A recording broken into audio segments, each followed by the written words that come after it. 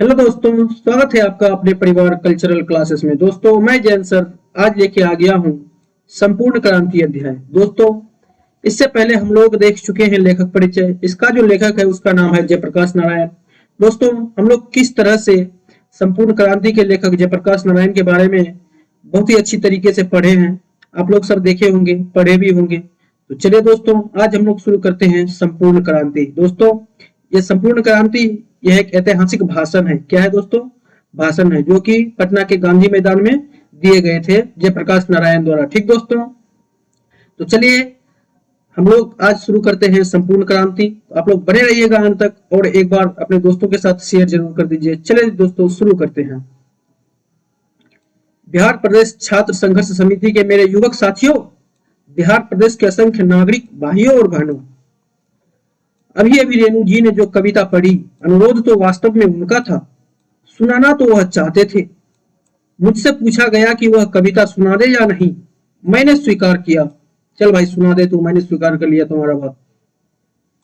लेकिन उसने बहुत सारी स्मृतियां और अभी हाल की बहुत दुखद स्मृति को जागृत कर दिया है। इससे हृदय भर उठा है। दोस्तों, उसकी कविता सुनकर ऐसा प्रतीत हुआ कि मानो पूरा दुखमय, पूरा दुख से भरा हुआ स्मृति को जागृत कर दिया है, जिससे कि मेरा हृदय भर उठा है। ऐसा लेखक कह रहा है, यानी कि जयप्रकाश नारायण कह रहा है। दोस्तों, तो चलिए आगे देखते हैं। आपको शायद मालूम न होगा कि जब मैं वेल्लोर अस्पताल के लिए रवाना हुआ था, तो जाते समय मद्रास में 2 दिन अपने मित्र श्री अय्यर के साथ रुका था। दोस्तों, यहाँ से बहुत शानदार क्वेश्चन उभर के आता है कि मद्रास में जयप्रकाश नारायण 2 दिन किसके साथ रुका था? तो अपने मित्र श्री अय्यर के साथ। ठीक दोस्तों, बहुत ही मजेदार क्वेश्चन है, ध्यान दीजिएगा। ठीक ना, चलिए देखते हैं आगे। वहां दिनकर जी गंगा बाबू और मिलने आए थे। दिनकर जी और गंगा बाबू मिलने आए थे जयप्रकाश नारायण से। कहां पर? बेल्लोर। जब बेल्लोर अस्पताल के लिए रवाना हुआ था, यानी कि मद्रास में। ठीक दोस्तों, बल्कि गंगा बाबू साथ ही रहते थे। गंगा बाबू क्या करते थे? साथ ही रहते थे। और दिनकर जी बड़े प्रसन्न दिखे। दिनकर जी बहुत खुश थे। अब क्यों खुश थे भाई? अब चलिए देखते हैं। उन्होंने अभी हाल की अपनी कुछ कविताएं सुनाई और मुझसे कहा कि आपने जो आंदोलन शुरू किया है, जितनी मेरी आशाएं आपसे लगी थी, उन सब की पूर्ति आपके इस आंदोलन में, इस नए आवाहन में देश के तरुणों का आपने जो किया है, मैं देखता हूं। दोस्तों, कह रहा है दिनकर जी कि आपने जो भी किया है इस देश के तरुणों यानी कि नौजवानों के लिए, ठीक, मैं ये सब देखता हूं आपने क्या क्या किया है। जितना भी मेरी आशाएं थी वो सब पूर्ति हो गई आज आपका इस आंदोलन को देखकर। तो जो वह भाषण दे रहे थे पटना के गांधी मैदान में, जनता जनार्दन क्या किए? तालियां बजा रहे थे। तब जयप्रकाश नारायण बोले, तालियां हरगिज न बजाइए, मेरी बात चुपचाप सुनिए। ठीक, तालियां हरगिज न बजाइए, मेरी बात को चुपचाप सुनिए। अब मेरे मुंह से आप हुंकार नहीं सुनेंगे, लेकिन जो कुछ विचार मैं आपसे कहूंगा वह विचार हुंकारों से भरे होंगे। क्रांतिकारी वह विचार होंगे जिन पर अमल करना आसान नहीं होगा। क्रांतिकारी वह विचार होंगे जिन पर अमल करना आसान नहीं होगा। अमल करने के लिए बलिदान करना होगा। अमल करने के लिए बलिदान करना होगा, कष्ट सहना होगा, गोलियों और लाठियों का सामना करना होगा, जेलों को भरना होगा, जमीनों की कुर्कियां होगी, जमीनों को जब्त करना होगा। यह सब होगा। यह क्रांति है मित्रों, और संपूर्ण क्रांति है। यह क्रांति है मित्रों, और यह संपूर्ण क्रांति है। यह कोई विधानसभा के विघटन का आंदोलन नहीं है, यह तो क्रांति है। ठीक ना, जयप्रकाश नारायण ऐसा कहते हैं भाषण में। वह तो एक मंजिल है जो रास्ते में है। वह तो एक मंजिल है जो एक रास्ते में है। दूर जाना है, दूर जाना है। दोस्तों, यहाँ 2 बार दूर जाना है क्यों आया है आप लोग को बता दें, क्योंकि यह एक भाषण है और भाषण में ऐसा ही होता है। ठीक दोस्तों, जवाहरलाल नेहरू ने के शब्दों में, अभी न जाने कितने मीलों इस देश की जनता को जाना है। दोस्तों, यहाँ से बहुत मजेदार क्वेश्चन पूछता है बोर्ड वाले, क्योंकि बोर्ड वाले का थोड़ा दिमाग नहीं होता है। ठीक ना, जवाहरलाल नेहरू के शब्दों में, ये याद रखिएगा, हाईलाइट कर दीजिएगा आप लोग मेरे साथ साथ भी, कि अभी न जाने कितने मीलों इस देश की जनता को जाना है। आपको क्वेश्चन पूछेगा, ठीक ना, थोड़ा है आप लोग भी अलर्ट हो जाइए, बार बार कह रहे हैं आप लोग को, ठीक ना। उस स्वराज को प्राप्त करने के लिए, जिसके लिए देश के हजारों लाखों जवानों ने कुर्बानियां दी है, जिनके लिए सरदार भगत सिंह, उनके साथी, बंगाल के सारे क्रांतिकारी साथी, महाराष्ट्र के साथी, देश भर के क्रांतिकारी सभी गोली का निशाना बने, या तो फांसी पर लटकाए गए, जिस स्वराज के लिए लाखों लाख देश की जनता बार बार जेलों में भर्ती रही है। दोस्तों आपको इसका मतलब समझा दें थोड़ा सा, कि जो सब बंगाल के क्रांतिकारी साथी, महाराष्ट्र के साथी, सरदार भगत सिंह के साथी, ठीक ना, देश भर के सभी क्रांतिकारी गोली का निशाना बने या तो फांसी पर लटका दिए गए, ठीक ना, जिसके स्वराज के लिए लाखों लाखों लाख देश की जनता बार बार जेलों की भर्ती रही है, यानी कि जेल जाते रहे हैं, ठीक दोस्तों। किसके लिए? क्रांति के लिए। कौन सा क्रांति के लिए? संपूर्ण क्रांति के लिए। लेकिन आज 27-28 वर्ष के बाद का जो स्वराज्य है, उनमें जनता करा रही है, भूख है, महंगाई है, भ्रष्टाचार है, कोई काम नहीं जनता का निकलता है बगैर रिश्वत दिए। दोस्तों आजकल सब चीज में रिश्वत होता है, समझ गए, आप लोग भी देते होंगे रिश्वत, कॉलेज में, सब चीज में दोस्तों, सरकारी दफ्तरों में, बैंकों में, हर जगह टिकट लेना है, उसमें जहां भी हो रिश्वत के बगैर काम नहीं जनता का होता। हर प्रकार के अन्याय के नीचे जनता दब रही है। क्या कर रही है दोस्तों? जनता को दबा रही है सरकार। शिक्षा संस्थाएं भ्रष्ट हो रही है, हजारों नौजवानों का भविष्य अंधेरे में पड़ा हुआ है, जीवन उनका नष्ट हो रहा है, विद्यार्थियों का जीवन नष्ट हो रहा है। शिक्षा दी जाती है, गुलामी की शिक्षा, शिक्षा पाकर दर दर की ठोकरें खाना, नौकरी के लिए नौकरियां नहीं मिलती है, दिन पर दिन बेरोजगारी बढ़ती जाती है, गरीब की बेरोजगारी बढ़ती जाती है। गरीबी हटाओ के नारे जरूर लगते हैं, लेकिन गरीबी बढ़ी है पिछले वर्षों में, ठीक दोस्तों, गरीबी बढ़ी है पिछले वर्षों में। कह रहा है जयप्रकाश नारायण, आजकल की शिक्षा भ्रष्ट है और आजकल शिक्षा दी जाती है, गुलामी की शिक्षा दी जाती है। तो मित्रों आज की स्थिति यह है, और इस स्थिति में वहां दिनकर जी ने कुछ हमें अपने शब्दों में सुनाए। अब चलिए दोस्तों क्या सुनाए। बड़े हृदयग्राही थे, और उसी रात जब विदा हुए, उसी रात को हमारे मित्र रामनाथ जी गोयनका, दोस्तों यहाँ ध्यान दीजिएगा, रामनाथ जी गोयनका इंडियन एक्सप्रेस के मालिक, किसके मालिक? इंडियन एक्सप्रेस के मालिक, ठीक दोस्तों। यहाँ से बहुत ही शानदार तरीके से बोर्ड वाले क्वेश्चन पूछता है बच्चों को कि इंडियन एक्सप्रेस के मालिक कौन है, तो कौन है? रामनाथ जी गोयनका, याद रखिएगा, हाईलाइट हो जाइए आप लोग खुद से, ठीक दोस्तों। रामनाथ जी के गोयनका के घर पर मेहमान थे, कौन थे? दिनकर जी थे, ठीक दोस्तों। रात को दिल का दौरा पड़ा, 3 मिनट में उनको अस्पताल पहुंचाया गोयनका जी ने, 3 मिनट में। कितने मिनट में दोस्तों? यहाँ से बहुत ही मजेदार क्वेश्चन पूछता है कि दिनकर जी को अस्पताल किसने पहुंचाया, तो गोयनका जी ने। कितने मिनट में पहुंचाया, तो 3 मिनट में, ठीक दोस्तों। देख लिए आप लोग, थोड़ा अलर्ट हो जाइए, कहीं से भी क्वेश्चन पूछ सकता है बोर्ड वाले। ब्लिंगडन नर्सिंग होम शायद उसे कहते हैं, क्या कहते हैं? ब्लिंगडन नर्सिंग होम शायद उसे कहते हैं। सारा इंतजाम था वहां पर। पटना का अस्पताल तो पता नहीं 3 घंटे में भी तैयार न हो पाता। सभी डॉक्टर सब तरह के औजार लेकर तैयार थे, लेकिन दिनकर जी का हार्ट फिर से जिंदा न हो पाया, उसी रात उनका निधन हो गया। बहुत ही दुखद कहानी है दोस्तों, सुनिए आप लोग। ऐसी चोट लगी उनकी यह कविता सुन के, उनका वह सुंदर सौम्य जोशीला चेहरा याद आ गया। आज लगता है हमारे 2 मित्रों की कितनी कमी है। आज भाई बेनीपुरी जी होते, उनकी लेखनी में जो ताकत थी, आज के जुलूस का, आज की इस सभा का जो वर्णन वह देते, एक एक शब्द में अंगार होते। दोस्तों आज हमारे भाई बेनीपुरी जी जो होते, उसके कलम में जो ताकत थी, आज अंगार भरे होते उस एक एक शब्द में। ऐसा लिखते थे कौन? भाई बेनीपुरी जी, ठीक दोस्तों, ऐसा कह रहे हैं लेखक ने। लेखक कौन है? जयप्रकाश नारायण, ध्यान दीजिएगा आप लोग, ठीक ना। आज दिनकर जी जो कविता लिखते, नए भारत के नव निर्माण के लिए जो देश के युवकों और छात्रों और देश के साधारण व्यक्तियों, नर और नारियों के द्वारा आज से हो रहा है, शुरू आरंभ हो गया है।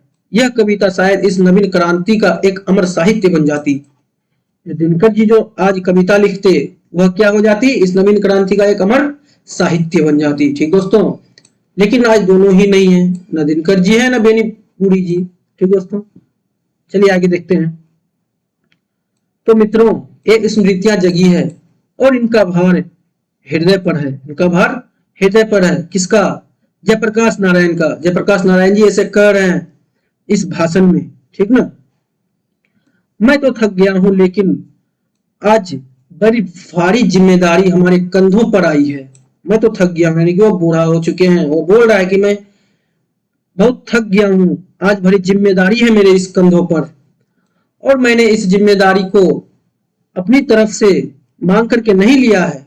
वह जिम्मेदारी वो अपनी तरफ से मांग करके नहीं लिया है, तरुणों से मतलब युवाओं से, छात्रों से बराबर कहता हूं। जब पहला हमने आवाहन किया था, पहला आवाहन क्या किया था? Youth for democracy. ठीक दोस्तों, याद रखिएगा, पहला आवाहन किसका था? यूथ फॉर डेमोक्रेसी का।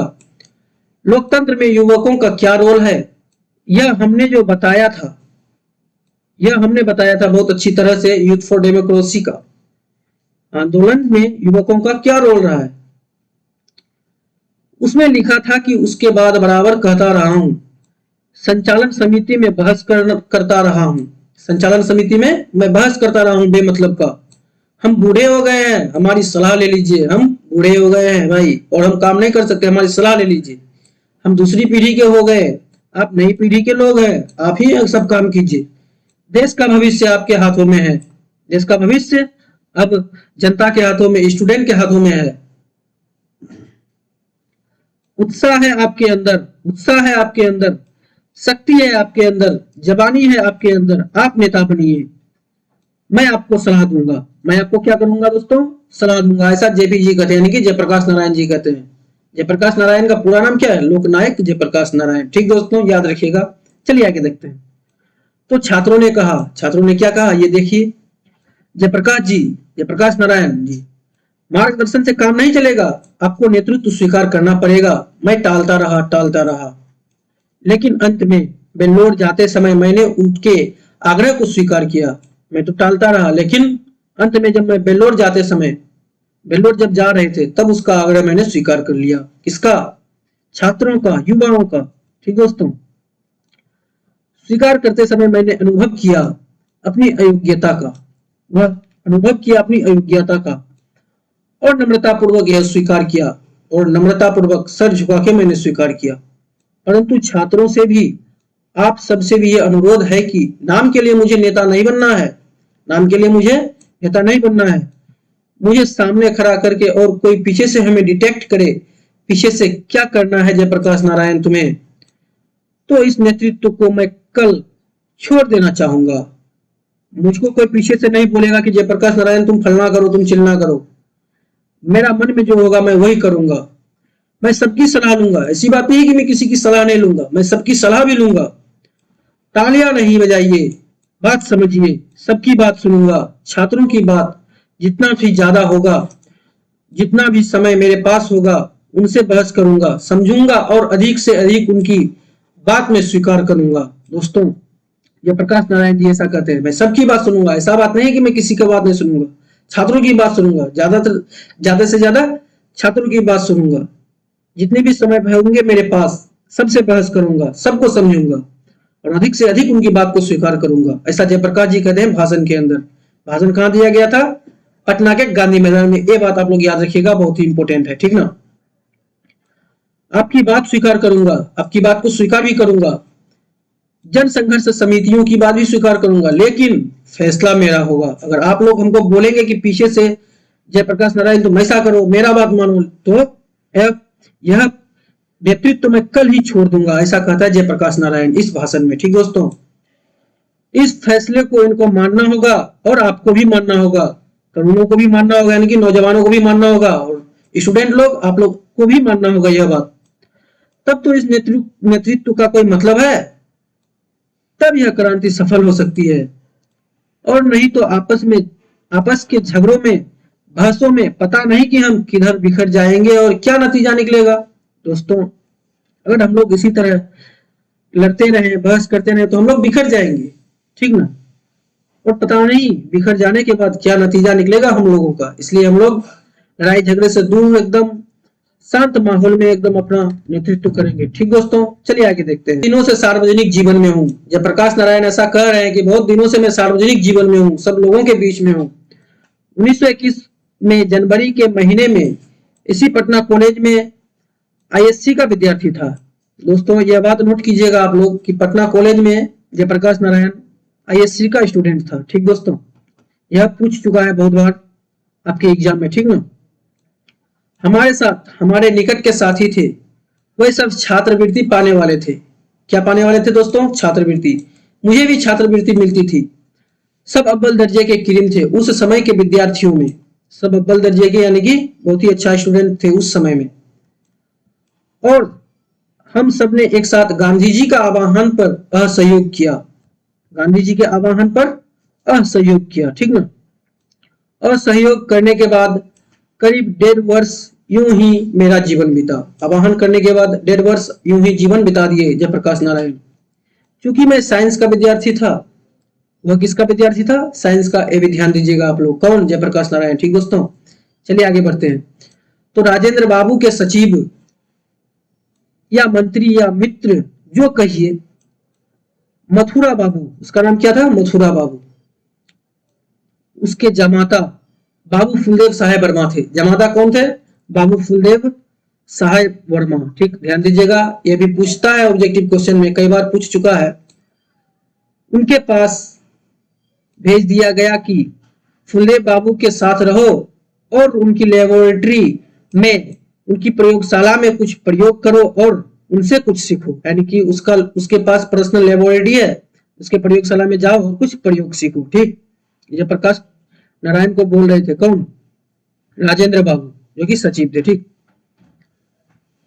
महामना मदन मोहन मालवीय जी के लिए मेरे हृदय में पूजा का भाव है। मैं उसको सर्वप्रथम उसको पूजा करता हूं। उसका, किसका? महामना मदन मोहन मालवीय जी का। ठीक दोस्तों, परंतु हिंदू विश्वविद्यालय में दाखिल होने के लिए मैं तैयार नहीं था। अब क्यों नहीं था, आइए देखते हैं। क्योंकि सरकारी रुपया, सरकारी एड मदद विश्वविद्यालय को मिलती थी। स्वतंत्र नहीं था। वह पूर्ण रूप से राष्ट्रीय विद्यालय नहीं था। वह पूर्ण रूप से राष्ट्रीय विद्यालय क्यों नहीं था? क्योंकि उसको सरकारी रुपए, सरकारी एड मदद विश्वविद्यालय को मिलती थी, इसलिए वह स्वतंत्र विश्वविद्यालय नहीं था।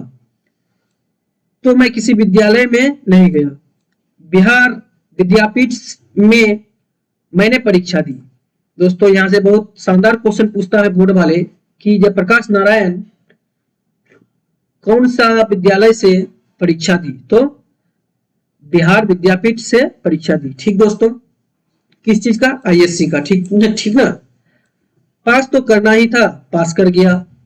उसके बाद बचपन में जब हाई स्कूल में था, मैं स्वामी सत्यदेव के भाषण सुने थे। मैंने स्वामी सत्यदेव के भाषण सुने थे अमेरिका के बारे में। अमेरिका के बारे में जयप्रकाश नारायण भाषण सुने थे। किसके मुंह से? स्वामी सत्यदेव के मुंह से। ठीक ना। तो क्या सुने थे, आइए देखते हैं। कोई धनी घर का नहीं हूं। जयप्रकाश नारायण कहता है, मैं कोई धनी घर का नहीं हूं। थोड़ी सी खेती और पिताजी नहर विभाग में जिलादार, बाद में रेवेन्यू असिस्टेंट हुए, नॉन गजेटेड अफसर थे। कौन? जयप्रकाश नारायण के पिताजी। उनकी हैसियत नहीं थी कि वह मुझे अमेरिका भेजे। उसकी इतनी हैसियत नहीं थी कि वह मुझे अमेरिका भेजे। तो मैंने सुना था कि अमेरिका में मजदूरी करके लड़के पढ़ सकते हैं। अमेरिका में लड़के मजदूरी करके पढ़ सकते हैं। दोस्तों, आप लोग भी थोड़ा मोटिवेट हो जाइए इस लाइन से कि वह सिर्फ सुना था, वह कुछ देखा नहीं था। अब उसको देखने का बारी और काम करने का बारी तो बाद में आया। पहले यह लाइन सुन के आप थोड़ा मोटिवेट हो जाइए कि वह सिर्फ सुना था अमेरिका में मजदूर करके लड़के पढ़ सकते हैं। तो वह अब देखिए क्या किया दोस्तों, बहुत ही मजेदार है, बने रहिएगा अंत तक। मेरी इच्छा थी कि आगे बढ़ना है मुझे। आंदोलन तो गिराव पर आ गया है, चढ़ाव पर था, उतर चुका है। इस बीच अमेरिका से कुछ शिक्षा प्राप्त करके आ जाऊं, इसीलिए अमेरिका गया। अमेरिका गया दोस्तों, इसलिए वह अमेरिका गया। किसके लिए? आंदोलन के लिए। कुछ लोग हैं जो हमारे, पता नहीं कि उन्हें किस नाम से पुकारूं, मुझे आज वर्षों से गालियां देते रहे हैं। कितनी गालियां मुझे दी गई हैं, क्योंकि अमेरिका में मैंने पढ़ा इसलिए मुझको गालियां दी है। इसलिए मैं अमेरिका का दलाल बना हूं। निक्सन को दे दो तार, जयप्रकाश की हो गई हार। ये नारे लगाए हैं यहाँ के लोगों ने, क्योंकि मैं अमेरिका गया था इसलिए। क्या नारा दिया है? निक्सन को दे दो तार, जयप्रकाश की हो गई हार। ये नारे लगाए हैं हमारे देश के जनता ने। जनता ने नहीं, कुछ लोगों ने, ठीक ना। तो आइए दोस्तों आगे देखते हैं। मित्रों, अमेरिका के बागानों में मैंने काम किया, कारखानों में काम किया, लोहे के कारखानों में जहां जानवर मारे जाते हैं उन कारखानों में काम किया। जब यूनिवर्सिटी में पढ़ता था, छुट्टियों में काम करके इतना कमा लेता था कि कुछ खाना हम 3-4 विद्यार्थी मिलकर पकाते थे और सस्ते में हम लोग खा पी लेते थे। दोस्तों कितना कठिन से पढ़े हैं जयप्रकाश नारायण, इससे आप लोग भी थोड़ा मोटिवेट हो सकते हैं, ठीक ना। आइए देखते हैं। एक कोठरी में कई आदमी मिलकर रह लेते थे, रुपया बचा लेते थे, कुछ कपड़े खरीदने, कुछ फीस के लिए, और बाकी हर दिन रविवार को छुट्टी भी नहीं। ठीक, 1 घंटा रेस्टोरेंट में, होटल में या तो बर्तन धोया या वेटर का काम किया, तो शाम को रात का खाना मिल गया, दिन का खाना मिल गया। किराया कहां से मकान का हमको आया। बराबर 2-3 लड़के, कितने वर्षों तक 2 चारपाई नहीं थी, कमरे में एक चारपाई पर मैं और कोई ना कोई अमेरिकन लड़का रहता था। हम दोनों साथ सोते थे, अमेरिकन लड़का और जयप्रकाश नारायण साथ सोते थे। एक रजाई हमारी होती थी। इस गरीबी में मैं पढ़ा हूं। दोस्तों आप लोग सोच सकते हैं कि जयप्रकाश नारायण किस गरीबी में पढ़ा है, लेकिन फिर भी एक संपूर्ण क्रांति का नारा देके गया है इस भारतवर्ष को। ठीक दोस्तों, याद रखिएगा आप लोग, बहुत ही शानदार तरीके से हम एक्सप्लेन कर रहे हैं इसका, तो चलिए बने रहिएगा अंत तक। इतवार के दिन या कुछ और टाइम में यह जो होटल का काम है उसको छोड़ करके जूते साफ करने का काम सुसाइन पार्लर में, उससे लेकर के कमोड साफ करने का काम होटलों में करता था। दोस्तों सुसाइन पार्लर में, उससे लेकर के कमोड साफ करने का काम होटलों में करता था जयप्रकाश नारायण, तब जाके कहीं इतना बड़ा क्रांतिकारी बने। ठीक दोस्तों, चलिए दोस्तों आगे देखते हैं। वहां जब बीए पास कर लिया, स्कॉलरशिप मिल गई, 3 महीने के बाद असिस्टेंट हो गया डिपार्टमेंट का, ट्यूटोरियल क्लास लेने लगा, तो कुछ आराम से रहा। इस बीच में दोस्तों जब बीए पास कर लिया जयप्रकाश नारायण ने, उसको स्कॉलरशिप मिल गई, 3 महीने के बाद असिस्टेंट हो गया और डिपार्टमेंट का ट्यूटोरियल क्लास लेने लगा, तो कुछ उसको आराम महसूस होने लगा। ठीक दोस्तों, इन लोगों से पूछिए, मेरा इतिहास ये जानते हैं और जानकर भी मुझे गालियां देते हैं ये लोग। मैं किस कष्ट से पढ़ा हूं ये सब नहीं देखते हैं, सिर्फ देखते हैं कि जयप्रकाश नारायण गए हैं अमेरिका के दलाल बन गए हैं। ठीक दोस्तों, कैसा कैसा बात कहा है जयप्रकाश नारायण जी को आज के लोग, ठीक ना। अमेरिका में विस्कॉन्सिन में मेडिसन में घोर कम्युनिस्ट था। वह लेनिन का जमाना था, वह ट्रोट्स्की का जमाना था। दोस्तों लेनिन का जमाना था और ट्रोट्स्की का जमाना था। 1924 में लेनिन मरे थे। दोस्तों यहाँ से शानदार क्वेश्चन पूछता है बोर्ड वाले कि लेनिन कब मरे थे? 1924 में। और 1924 में मार्क्सवादी बना था। 1924 में जयप्रकाश नारायण मार्क्सवादी बना था। यहाँ से भी क्वेश्चन पूछता है कि जयप्रकाश नारायण मार्क्सवादी कब मरे थे? कब बने थे? 1924 में। ठीक दोस्तों, और दावे के साथ कह सकता हूं कि उस समय तक जो भी मार्क्सवाद के ग्रंथ छपे थे अंग्रेजी में छपे थे, हम लोगों ने पढ़ डाले थे। जयप्रकाश नारायण का जो टीम था, वो लोग जो दोस्त थे, जो सब मिलकर रहते थे अमेरिका में, वो सब पढ़ डाले थे मार्क्सवादी ग्रंथ जो अंग्रेजी में छपे थे। ठीक दोस्तों, रात रात को रोज एक नए रशियन टेलर था, दर्जी था, उसके यहाँ हमारे क्लास लगते थे और वहां से जब भारत लौटा घोर कम्युनिस्ट बनकर लौटा था। जब जयप्रकाश नारायण विदेश से अपना देश आए तो वह घोर कम्युनिस्ट बनकर लौटा था। लेकिन मैं कांग्रेस में दाखिल हुआ। दोस्तों, जयप्रकाश नारायण कांग्रेस में दाखिल हो गया विदेश से आने के बाद। कम्युनिस्ट पार्टी को क्यों नहीं दाखिल हुआ? कम्युनिस्ट पार्टी में क्यों नहीं दाखिल हुआ? आइए देखते हैं। मैंने जो लेनिन से सीखा था, क्या सीखा था?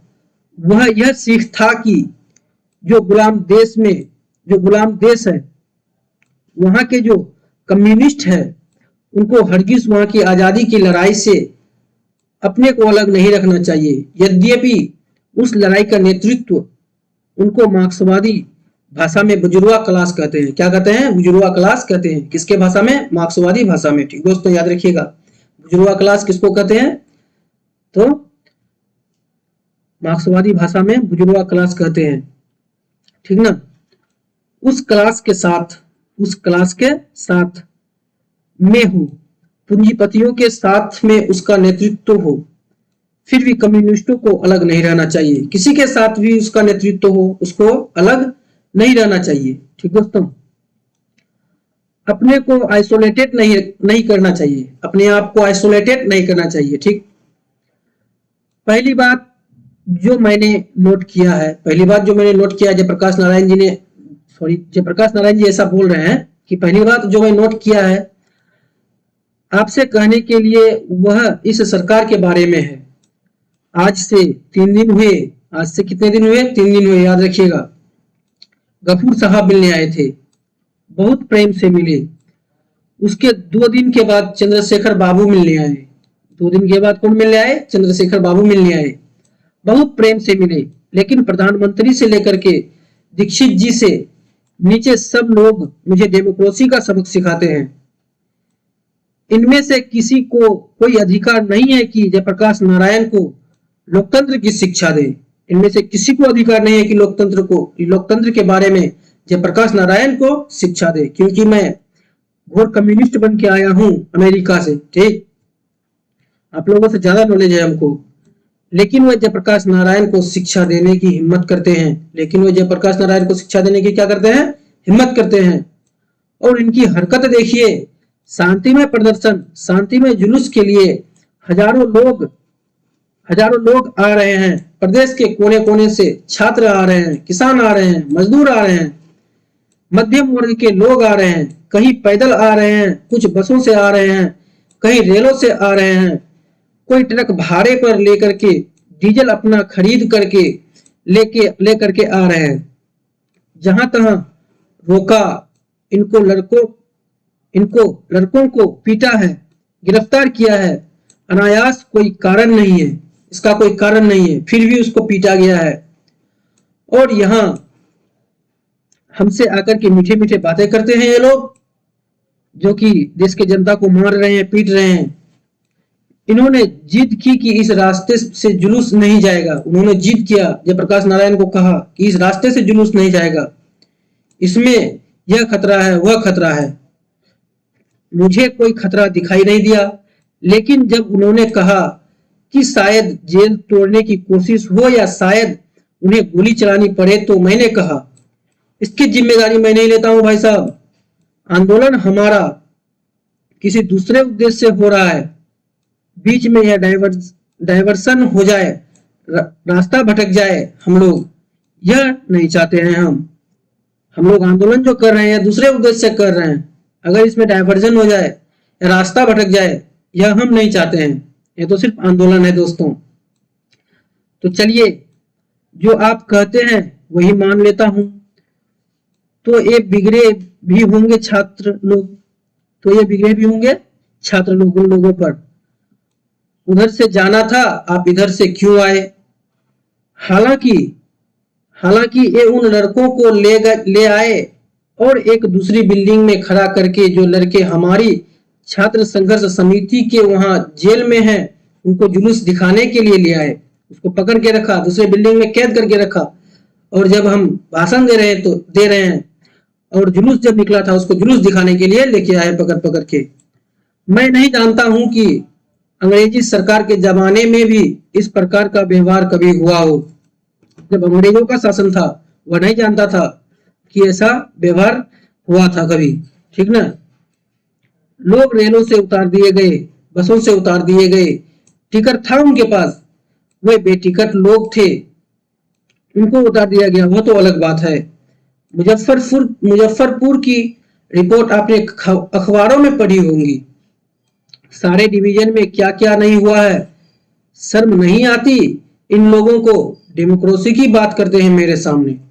लोकतंत्र में, डेमोक्रेसी में जनता को अधिकार नहीं है कि जहां चाहे शांतिपूर्ण सभा करे अपनी, जहां भी चाहे शांतिपूर्ण प्रदर्शन करे हुए।